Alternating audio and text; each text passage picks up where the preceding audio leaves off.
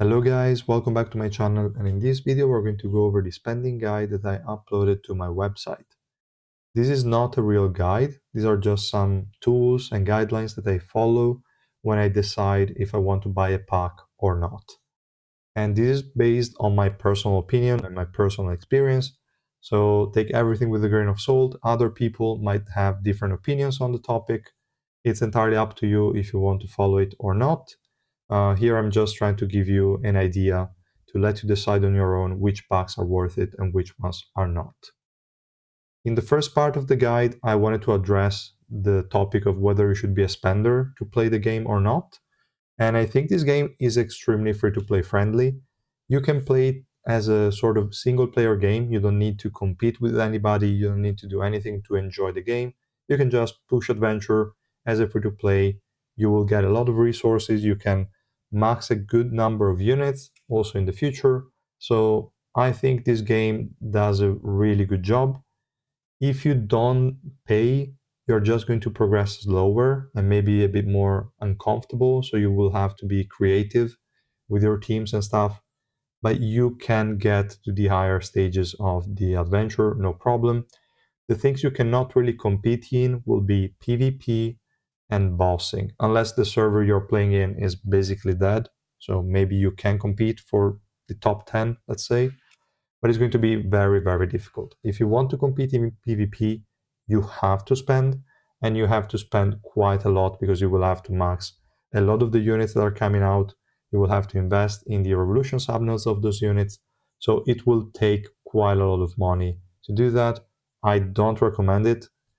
And be careful, guys. Gacha games will always try to get you to spend, like we also saw in the Welcome Advent Summon banner with the limited exchange of tickets. That was insane. So they want to force you to buy their packs.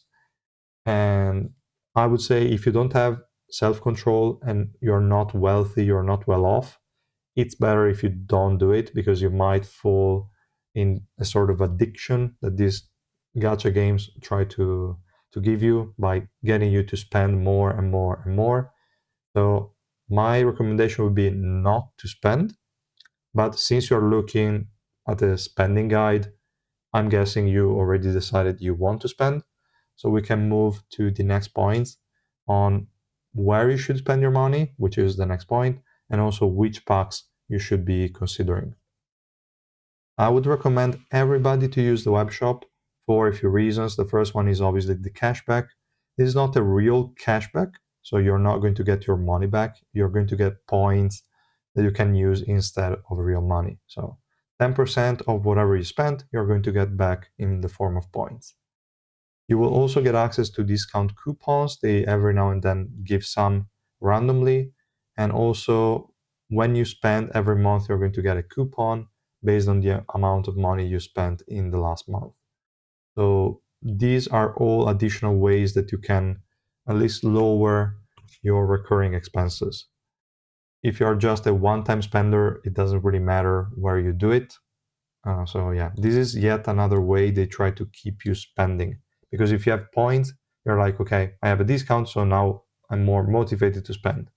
So if you don't want to be like a spender for a long time, but you only want to buy maybe a very few packs, maybe it would even be better to just spend in-game instead of the web shop, because these points would kind of force you to spend more. That's kind of the idea.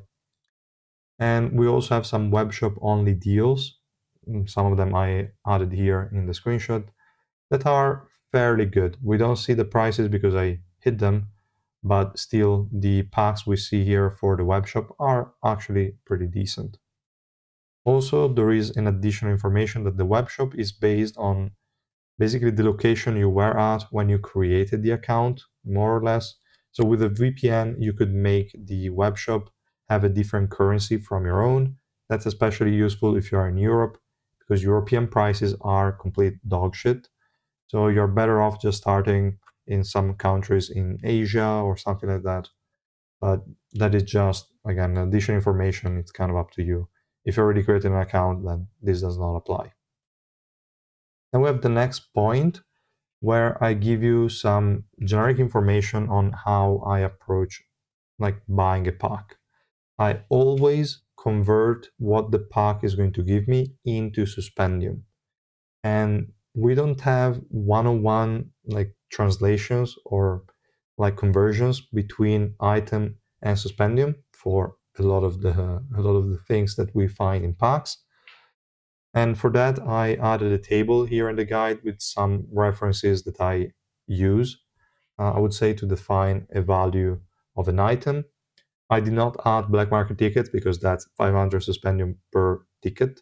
And I did not add the normal one because again, it's 300 per ticket. So those have a clear translations. For the other items, I added my own interpretation of it, how much value I assign to them. So these might differ again from person to person.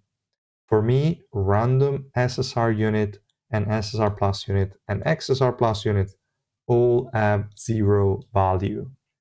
Getting a random unit will not help me in the least. I don't care if it is an additional copy, sure, it does not have the value that a specific SSR plus SSR or XSR plus unit would have. So for me, all the random ones have zero suspending value. I don't give a shit about them. I'm sure if I open them, I will get a copy of someone I already have. So it's just a gamble, not worth the the money. Then we have a specific SSR unit. I assigned like a 5,000 Suspendium value. That should be a bit higher. On paper should be, I think, 9,000 because you get on average one every 30. I lowered it a bit just because the value of an SSR it cannot really be translated one-on-one with the amount of tickets it would take you to get one. And just SSR units in general are not as impactful, and most of the important ones you already have. So these SSR chests are not too useful. In the future, we're going to get less and less SSR units, so I decided to lower the price a bit and put it at 5,000. And we have specific SSR plus unit. This is set at 25,000. That's basically 50 black market tickets. It should be a bit less if we go with the 2% rate, 100 PT of the like new banner when there is a new SSR plus unit. But I try to do an average between that, the black market, the special recruitment stuff. So I figured a good number would be, again, 50 black market tickets, pretty much. So that's the number I went for and the number we're going to consider also when evaluating the packs. For XSR Plus units is a bit different. I didn't really know which price to put. I increased it a little bit. I put 60 black market tickets, mainly because these units have limited availability. That's the biggest point why I increased the price. We cannot get them outside of maybe paying. We have very few packs that also give those. So it's annoying. We have to wait for a rerun. We don't know how they're going to work. The only one they did was paid only, pretty much. So it was complete garbage. I don't know. So far, this price is really volatile. It could change, could go down, could go up, based on how they decide to manage the XSR Plus units. For an EX unit, I went for 90 black market tickets. The average would be between 60 and 70 black market tickets. But I figured most people would have like below average luck. I accounted for below average luck, so I went for 90. And that's it. That's the only explanation for that. Then we have the non-stop SSR ticket. I assigned a 250 Suspendium value each. For the non-stop SSR plus 400, that's slightly less than a black market ticket because we have lower rates. So that's why it's a bit lower, but it's still higher than the 300 of a normal ticket. I went for the average. Now we have the 24-hour link XP. This is not an estimation. This is the actual price you would pay in the workshop store, as an example. I don't have it at the moment, but yeah, that's the price. For Shinsuen coins, I assigned the zero value because there is absolutely no use for those. You will have more than enough just by playing. So this is complete garbage, have no value whatsoever. Then I assigned some values for the green revolution fragments, the orange ones, and also the purple. We have a 1000 Suspendium shop. I kind of based my estimation on that, but I still lower the price of it. I mean, with 1000 Suspendium, you can get 1,000 of these, but it felt a bit too expensive. So I went for 25. I don't want you guys to give too much value to these because green revolution fragments are going to be super abundant in the future. You don't need to worry. So I lowered the price a bit compared to the 1000 Suspendium shop. Same thing more or less for orange, but this one I tried to keep a lot closer to the 1000 Suspendium shop price. Actually, let me open it because you can also see what I'm talking about this way. So here, if we go to this item here, we have 2,250 for 1,000 Suspendium. That's basically this exchange here. I lowered it out, like I lowered it a bit, but it's still very close because orange revolution mats are way, way more valuable than the green ones. So the green have been drastically decreased, like by 1/4. This one, not really, basically the same. Purple, kind of double the, like 2 Suspendium per purple revolution fragment. These depends really on whether you need them or not. For me personally, they would be a bit lower, but they are a lot more scarce than the others, so would make sense to increase the price. We don't have any direct exchange rate for this, so it's just an estimation. Essence crystals for me are 0. You don't need them, you will get plenty. Exodocument extracts, same reason, you will get plenty anyway, so you don't need to buy those. Then we have the materials to level up the ignition weapons, the uncommon Shinsu whetstones and the rare Shinsu whetstones. I obviously put the 10 times the price for the rare because it's 10 times the experience. So for me, the value is exactly 10 times over. Then we have the master keys. I set at 10 Suspendium per key. You can buy one for 50, one time per day, but then we have other packs with very good value. In general, I don't give too much value to master keys because we're getting a ton of them, so I lower the price even more.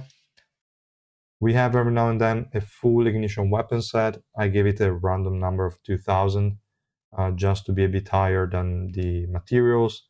It's not too valuable to be honest, but you don't also get a lot of them in a pack, so the overall value of the pack will still be lower than some of the thresholds we're going to see. Then we have these schematics for the floating ships. These were also tricky to assign a value to. The legendary one I like a bit, so I gave it a 10 pool in the normal banner pretty much. The other I don't like because you need to be really lucky. So I went for 1/10 of the legendary because the epic have a 10% SSR plus rate. So that's the only reason. And the random floating ship schematic is also 1/10 of the legendary because you have a 10% chance of getting a legendary schematic. That's the only reason. So yeah. Again, these are mostly estimations. You could have a different perception of how much value each item has. These are just guidelines that I tend to follow. So after you calculate how much Suspendium a pack is worth, you then have to divide it by the cost so that you have the Suspendium per dollar kind of ratio. And the way I would go about it once you have your Suspendium per dollar ratio is you have to figure out which type of spender you are. And these are the categories that I kind of identified. Again, people will have different opinions on this, so it hardly matters. But if you are a one-time spender, which is someone that only wants to spend the bare minimum, you should go for packs that have more than 10,000 Suspendium per dollar value. If you are a low spender, I would say packs that are above 5,000 are good. Actually, are really insane. We didn't get a lot of those in the past, to be honest. Then we have spenders that are packs above 2,500 to 3,000 Suspendium. Those are already within your range, I would say.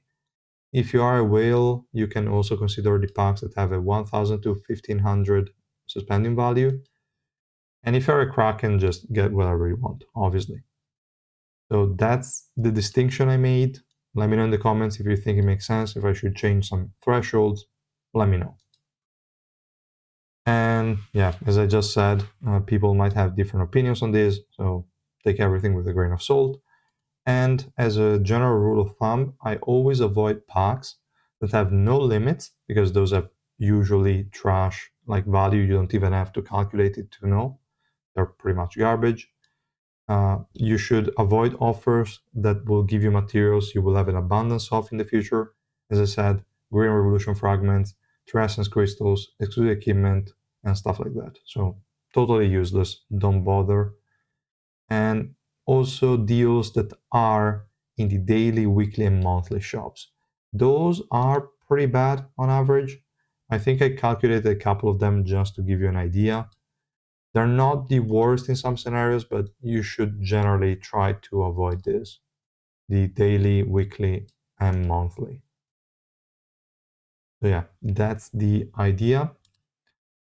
Now, the last part of the guide is just a table with a breakdown of some packs. Just as an example, we have the special SSR Plus Growth Pass, this one, that for $23, this is 26 euros, but okay, euros is fact. There's not much we need to say about that. You get 22 specific SSR Plus copies. If we go ahead and look at the table, every copy is 25,000 Suspendium. The total is 550,000.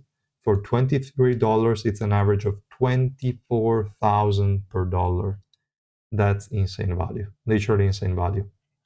Another very good pack is the Welcome Nonstop SSR Plus Summon Pack that you can get obviously from the Nonstop banner. You click there and you can exchange up to 15 times. For a $2 per pack, you get 100 SSR Plus tickets, 1 SSR chest, and 150 Suspendium. So the SSR chest is around 5K. We have the 100 non-stop tickets, which is 40K. And then we have 150 Suspendium, that's kind of the total, for an average of 22,000 per dollar. Really, really great value. You're going to max a lot of units. Obviously, the pool of the non-stop is limited compared to the Special SSR Plus Growth Pass. So you definitely have to take that into account as well if you can only pick one of the two. But yeah, in general, their value are pretty similar, assuming you need the units that are in the Welcome Nonstop SSR Plus banner. So really good overall. Then we have another pack that is time limited for this period, which is the SSR Plus 20-day bonus. We see it here in the bundle section. And this one will give you 20 SSR Plus chest. It has a limited pool, but there are a lot of units. I think up to cool, maybe something more. Not too sure. So the pool of units is decent. You're going to get one chest per day for 20 days. The price is a bit higher, is $65. The Suspendium value of it is 505,000, more or less. We also took into account this additional 5,000 Suspendium here. And that's around like 7,800 Suspendium per dollar, which is in the low spender range, but not anymore in the one-time spender. So it's not something you should buy if you're only looking for the very best deals. This is a bit above the pay range, or like the amount of money that a lot of people want to spend. $65 in one shot is quite a lot. Then we have the Growth Premium. This is the full pack that you get and you can buy every 28 days. And this one will give you a lot of Suspendium. It's like 56,000, I think, and a lot of 24-hour Link XP. This is also super important. I did not count, obviously, the coins and Shinsu. As I said, they have no value for me, so I only specified the 24-hour Link XP. They are 320 per pack. We get 3 per day, so it's quite a lot. And these, at the cost of $16, is an average of 5,000 Suspendium. So you would only buy it if you are a low spender. Otherwise, it makes no sense.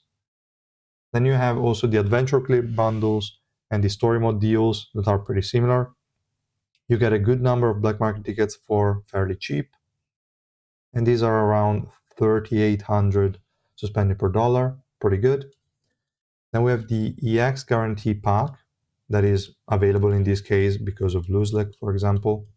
So if we go at the very top here, we see we get an EX copy, which is 45,150 of the tickets, which are like 150 black market tickets, total around 120,000 Suspendium value for $36. That's 3,300 Suspendium per dollar, which is still decent, not too bad. But you should only buy it if you are a spender, not even a low spender. Then the Underground Pass, quite the low value. You get 120 black market tickets for the paid version. It's $23, is around 2,600 Suspendium per dollar. Then we have some trashy one that you should never consider pretty much. We have the weekly ticket back that I never considered before. I think it's a new one. For $16, you're going to get 21,000 Suspendium value because you get 30 black market tickets and 20 normal tickets. Not too bad, but not insane either. It's 2,250. And the last one, just an example of a very trashy one, is the one on the left. So the bonus Suspendium times 10 pack. And this one is 10,450 for $12. That's 870 Suspendium per dollar. That's complete garbage. That was just an additional example of a very bad pack. Then another one that people might be confused about, but I already mentioned in the table, are these floating ship packs. I would not buy them unless you are, I would say, whale or kraken level. Then you could. Everyone else should not bother. These are just a huge trap. They are really bad. You can end up with absolutely nothing after having spent some money. It makes no sense. You will likely get one of these, and they're really worthless, really bad. So I don't recommend them at all. The legendary one, potentially, but also really not worth it for the impact that this system has. I will have a video coming out maybe in the next days, we'll see. I already have the guide on the website for this, like for the floating ship system. It's not really a complete guide because there is nothing much to say about the system. So I just went through how it works and some stuff like that. But okay. So that's all, guys, for the spending guide or guidelines, let's say. If you have any doubts, let me know in the questions. If you have any packs that you would like me to add in this table, let me know. I just went for a few examples because that's kind of the procedure you should go through. You find a pack, you find the Suspendium value of it, you divide it by the cost, you see how much Suspendium per dollar that pack is worth it, and then you decide if you want to buy it or not, based on whether you need it or not and which type of spender you are. Again, categories here are personal, are my personal opinion. So other people might tell you otherwise. It's fine, doesn't matter. So thanks so much for watching. Let me know in the comments if you like this type of video, if you're interested in this type of video, or if you think I should not cover these topics. Let me know in the comments, and I will see you guys in one of the next videos. Bye!